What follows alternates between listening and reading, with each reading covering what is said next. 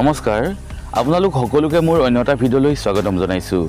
ভিডিঅ'টো আৰম্ভ কৰাৰ আগতে আপোনালোকলৈ এটা সৰু অনুৰোধ, যদি আপোনালোকে মোৰ চেনেলটো ছাবস্ক্ৰাইব কৰা নাই তেতিয়াহ'লে ছাবস্ক্ৰাইব কৰি দি কাষতে থকা বেল আইকনটো টিপি অল কৰি ৰাখিব।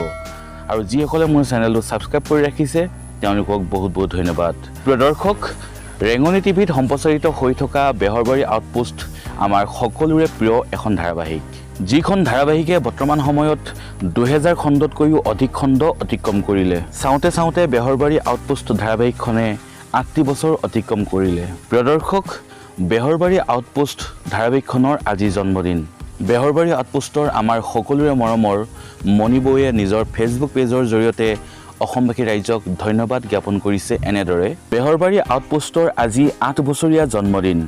আউটপোষ্টৰ ফালৰ পৰা সকলোলৈকে শ্ৰদ্ধা জ্ঞাপন কৰিলোঁ। ধন্যবাদ ৰেঙনি টিভি এখন ধুনীয়া মঞ্চ দিয়াৰ বাবে। আমি আশাবাদী সদায় আমাক যাতে মৰম চেনেহ দি আগুৱাই নিয়াত সহায় কৰে। এই চেগতে সমূহ অসমবাসী তথা অসমৰ বাহিৰৰ লগতে ভাৰতৰ বাহিৰৰ যিসকল দৰ্শকে আমাক আঁকোৱালি লৈছে তেওঁলোককো বহুত বহুত ধন্যবাদ জনালোঁ। জয়তু বেহৰবাৰী আউটপোষ্ট। প্ৰিয় দৰ্শক, এনেকৈয়ে বেহৰবাৰী আউটপোষ্টৰ ফালৰ পৰা আমাৰ সকলোৰে মৰমৰ মণিবৌয়ে সদৌ অসমবাসী ৰাইজক ধন্যবাদ জ্ঞাপন কৰিছে। মিক্স আছামিজ চেনেলৰ তৰফৰ পৰাও মই ৰঞ্জিত বৰুৱাই জনাইছোঁ বেহৰবাৰী সমূহ পৰিয়াললৈ জন্মদিনৰ বহুত বহুত শুভেচ্ছাৰ লগতে অভিনন্দন।